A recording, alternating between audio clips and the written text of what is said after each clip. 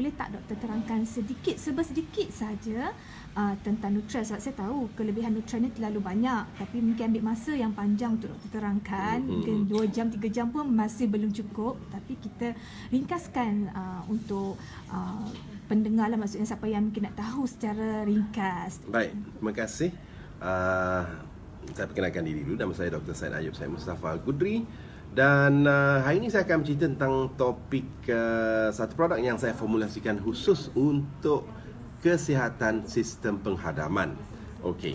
Dan sudah tentu antara salah satu permasalahan yang saya fikir perlu diutarakan ialah pemahaman rakyat Malaysia tentang sembelit. Ramai orang ingat sembelit itu biasa-biasa. Sembelit itu tak ada apa. Tetapi tahukah anda sembelit ini raja penyakit? Kenapa? Sebentar lagi saya akan berkongsi. Bukan itu saja, daripada sembelit, jika diteran, lama-lama kelamaan, dia akan jadi puasir. So, dua perkara ini saling kait-mengait. Tetapi yang saya akan fokus lebih dahulu ialah kenapa sembelit. Sembelit ini sebenarnya apabila pembuangan air besar itu tidak mengikut kuantiti dan kualitinya. Kan, najis tu keras macam tahi kambing, ataupun dia dah tak buang kurang daripada 3 kali seminggu. So, ini semua termasuk dalam kategori sembelit.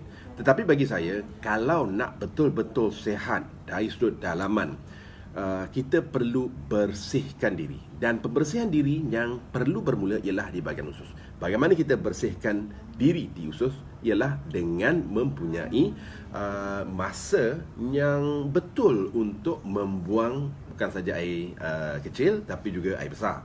Dan kalau kita ada masalah sembelit, maksudnya kita ada masalah pembersihan usus kerana kita susah nak membuang air besar. Okey, right.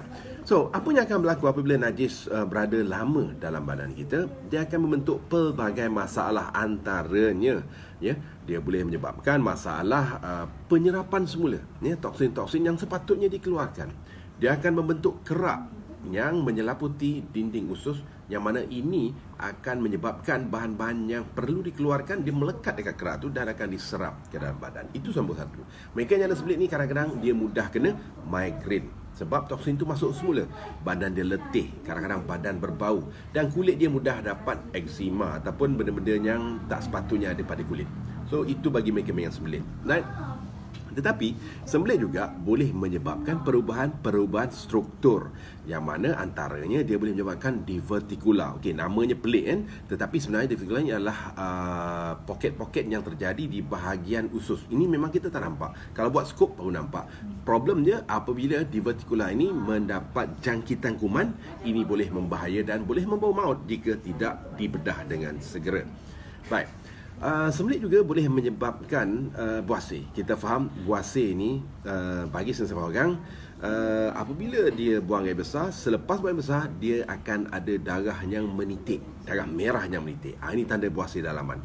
Tapi bagi mereka yang terus menerus mempunyai sembelit, kadang-kadang bukan saja menjadi buasir dalaman tapi juga buasir luaran, sehingga kan mungkin bahagian anus itu sendiri boleh keluar. Ini kita panggil prolapse. So ini jangan disimpanlah orang kata. Sebab tu saya formulasikan Nutrell ini, yang mana Nutrell ini mengandungi bahan-bahan yang boleh melancarkan pembuangan najis. Antaranya ialah multi-fiber blend, gabungan antara serat larut dan juga serat tak larut. Serat larut ini seperti Plantago ovata, yang mana apabila terkena air, dia akan menyerap air ini dan mengembang 20 kali ganda, melekat di dinding usus, bergerak perlahan-lahan membersihkan dinding usus.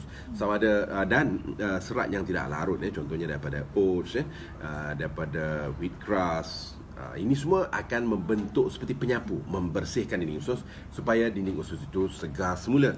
Selepas itu kita ada fasa yang mana kita menggunakan aloe vera, dan aloe vera ini sebenarnya dia melegakan bahagian-bahagian kerak yang telah dikeluarkan. Seterusnya kita ada juga prebiotik sebagai baja untuk menghidupkan kuman-kuman baik yang sangat-sangat penting bagi sistem imun dalam tubuh badan kita. Dan akhir sekali kita ada green tea, berfungsi untuk mengatasi masalah kemerosotan sel-sel di bahagian usus akibat radikal bebas, dan juga dia mempunyai bahan yang boleh meningkatkan metabolisme dan juga boleh melangsingkan badan. So maksudnya juga boleh mengatasi masalah perut buncit kan?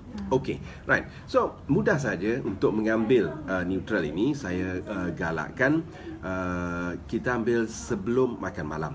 Okey, dan selepas tu kita tengok bagaimana reaksinya. Tapi insya-Allah dengan hanya satu sachet, saya jamin esoknya akan berlaku perubahan yang sangat ketara yang anda boleh rasakan.